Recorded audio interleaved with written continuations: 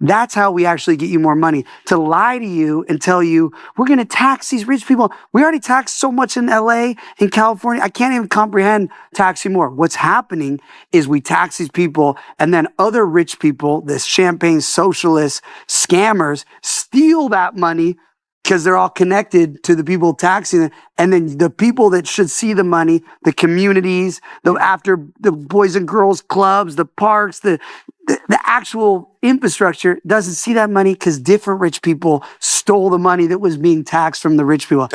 Okay, this is not like something you have to really figure out. Elect more communists. Yeah. That's a communist. Now, if Barack Obama or any reasonable Democrat had anybody on their staff who had that on their resume, it'd be like a huge scandal. But this guy, this is just where we are. Like communism, I said it. It's a political philosophy. It's an economic philosophy. You're allowed to believe it. You're allowed to vote for it. Mm-hmm. Let's just not pretend that that's not what this is. One Bill Maher has zero patience for what Zohran Mamdani is pulling in New York. And he made that crystal clear when he unloaded on him with both barrels. MA believes radicals like Mamdani have absolutely no business anywhere near the Democratic Party, arguing his ideology is dangerously out of step. The takedown was brutal, surgical, and scorching. So, slam that subscribe button because things are about to get hot. The issue now that Andrew Cuomo is bringing up in New York is that he is a Ugandan citizen. Uganda is a country where they kill homosexuals. So somebody who is a dual citizen can't be mayor of New York, or? I would renounce, if I was the dual citizen with a country whose policy, government policy was we kill homosexuals, yeah, I would renounce that citizenship. Yeah. I don't, and he also, I think that is buying into a fear. I think that is buying into a fear framework that is not good. It's not good for the country. It's not good for the country. You shouldn't be afraid of that. Uma goes straight for the jugular, exposing a glaring contradiction at the heart of Mamdani's carefully crafted public image. Here is a man who presents himself as a champion of LGBTQ rights and runs under the Democratic banner. Yet critics have questioned his reported citizenship ties to a country where homosexuality is criminalized. That isn't nuance. That is breathtaking hypocrisy. If your liberal convictions are genuine and not merely a political costume, renouncing that citizenship isn't radical. It's the bare minimum. It's a matter of basic principle. But Mamdani hasn't done it. He keeps that passport tucked away undisturbed. And that silence speaks volumes. Maher's point cuts deep precisely because it's so simple. You cannot campaign on tolerance while maintaining ties to intolerance. Which raises the uncomfortable question, does Mamdani actually believe a single word he preaches? To a degree that I would say is very close to communism. I'm talking about Mamdani. I'm talking about, I think, the mayor in Seattle maybe now. One of my opponents. And one of your opponents. Yes. Exactly.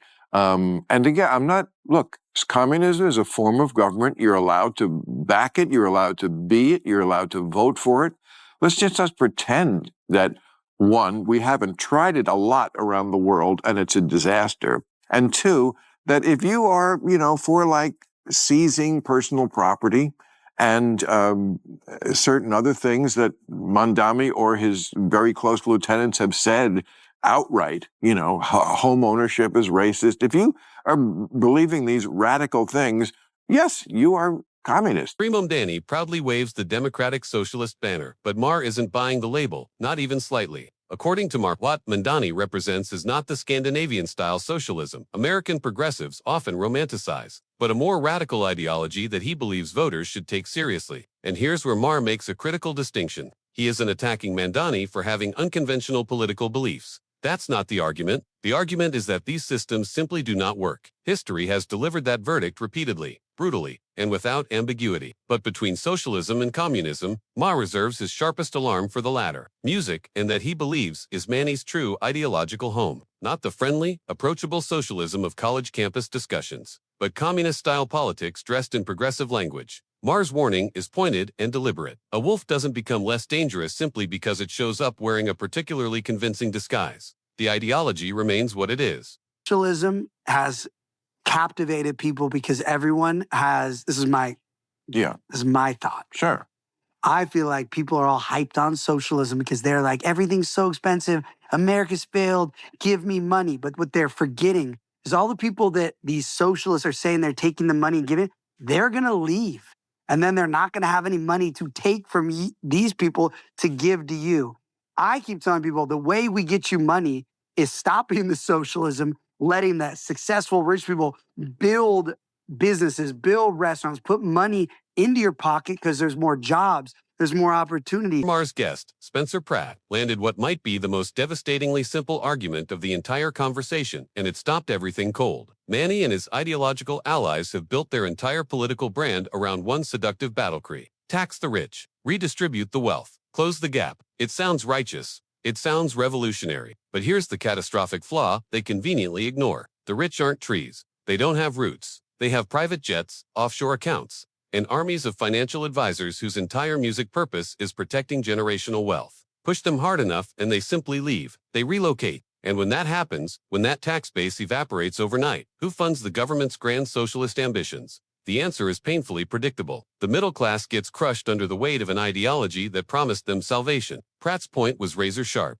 You cannot build a utopia on a foundation that can pack up and fly away. How we actually get you more money, to lie to you and tell you we're going to tax these rich people. We already tax so much in LA, in California. I can't even comprehend taxing more. What's happening is we tax these people and then other rich people, this champagne socialist scammers, steal that money because they're all connected to the people taxing them. And then the people that should see the money, the communities, after the Boys and Girls Clubs, the parks, the actual infrastructure doesn't see that money because different rich people. Spencer Pratt peels back another layer of this elaborate ideological con. And what's underneath is as infuriating as it is unsurprising. The taxes already being collected, the money already flowing into government coffers aren't reaching the communities that need it most. It isn't trickling down to struggling neighborhoods, crumbling schools, or desperate families. So, where is it going? Pratt points the finger directly at the very architects of this redistributive fantasy, the wealthy socialist class itself. The same polished politicians standing on podiums demanding the rich pay their fair share are still operating inside the very system they criticize. They are not outside the machine demanding change. They are part of it. Critics argue this creates a cycle of performative outrage where bold promises are made to struggling voters. While the system itself remains largely unchanged, Mamdani and his allies aren't dismantling the corrupt system. They're simply auditioning to sit at its most profitable table. And I'm sure, Mamdani is watching this right now, as he always does, I'm sure, and saying, exactly, Bill, that's my point. Capitalism terrible. Yeah, it's terrible, except it's still better than the reverse. Yeah. Well, you want to really be... Soviet people died at 38. From being drunk all the time because they couldn't take their life under communism. My girlfriend is Polish. She was born into communism. She lived under it for a little while, and she shakes her head. She's like, they don't know what they're asking for. They don't know what they're talking about. And it would be so easy to find out. It wasn't like it happened 1,000 years ago. Exactly. It happened in our lifetimes. She would explain to me the grocery card they got. She got a grocery card. Her family got a grocery card, and they would. This is Poland. Yeah, Warsaw. Yeah, and you were allowed. Your family of 4. You get X amount of milk. 6. Here's the brutal, uncomfortable truth. People like Manny, who championed communism with such passionate conviction, have likely never genuinely reckoned with its catastrophic historical track record, and that ignorance isn't innocent. It's willful, because the evidence isn't hidden. It isn't classified or buried in obscure academic journals. The historical record of failed communist experiments stretches across continents, including the Soviet Union's collapse, China's Cultural Revolution, Cuba's long economic struggles, and Venezuela's collapse. Every chapter ends the same way, but ideologues like Mamdani would rather craft compelling campaign slogans than crack open a history book. Now, capitalism isn't without its profound sins: the inequality, the exploitation, the yawning gap between the powerful and the powerless. Nobody reasonable is pretending otherwise. But the moment you compare capitalism's failures with the human cost of communist regimes,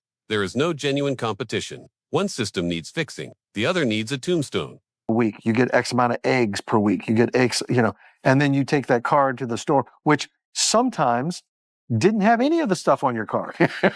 Sometimes they just had we're long on toilet paper today. Oh, yeah. So take some toilet paper, but come back tomorrow and maybe we'll have what's on your list. It doesn't work. Humans need to be incentivized by selfishness. Mm-hmm. It is nature to be selfish. Animals are selfish. Yeah. Watch them. Yeah.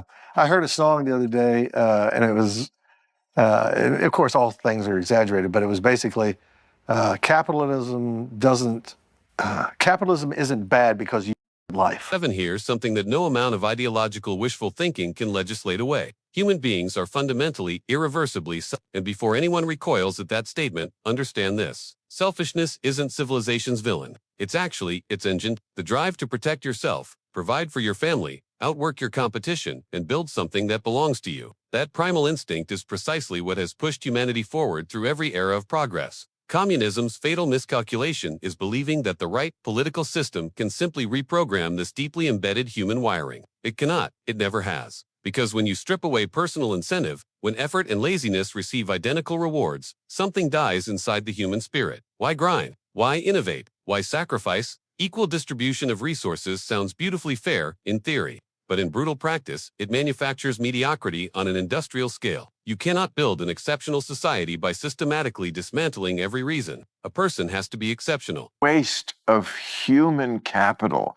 The Polish people, for example, they're a very smart, crafty, capable people, and as soon as they threw off the shackles of communism, Poland has done very well since. They're ascending right now. Oh yes, absolutely. I mean, Warsaw, I'm sure, is a very vibrant, prosperous city. For a major city, it is unbelievably safe. Have you gone there? Yes.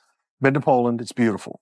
So she goes back to see family and stuff? Here's precisely why socialism and communism triggers such deep, visceral resistance across the American psyche. They suffocate the very instincts that built modern civilization. America's entire cultural DNA is wired around one intoxicating proposition: work harder, dream bigger, and reap rewards proportional to your effort. It's the foundational promise that has historically separated this nation from the rest. But communism arrives and systematically dismantles that proposition entirely. Why pour your soul into developing a gift when the system treats your masterpiece and your neighbor's mediocrity as perfectly equal? Why burn midnight oil perfecting a craft, launching a business, or pioneering a breakthrough when the reward is identical regardless? Creativity doesn't thrive under mandate. It flourishes under motivation. Innovation doesn't emerge from bureaucratic decree. It explodes from personal hunger and burning ambition. Strip away the reward, and you don't just kill the drive. You bury the dream itself permanently and completely. Give him a chance. Come on, Bill. I'm a born and raised a New Yorker. Let's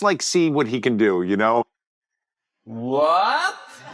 Oh, okay. We can. Let's see what he can do. But we already know what he is because it's in his own statements and the people he hires. Yep.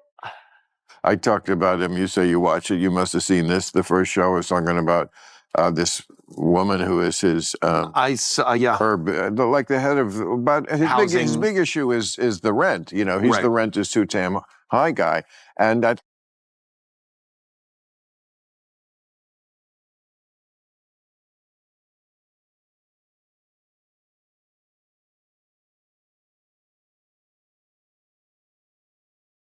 Some Democrats are rushing to Mamdani's defense, insisting the communist label is unfair, overblown, and rooted in deliberate misunderstood. They say, words taken out of context. They argue, but Maher isn't having it, and he arrives armed with receipts. Because if you genuinely want to understand a leader's true ideological convictions, don't just scrutinize the leader. Examine who they deliberately choose to surround themselves with. And Manny's appointments speak with remarkable clarity. Take, say Weaver, one of his chosen allies, who previously suggested that home ownership can function as part of a racially unequal system, even though many Americans see it as a cornerstone of the American dream and generational wealth building.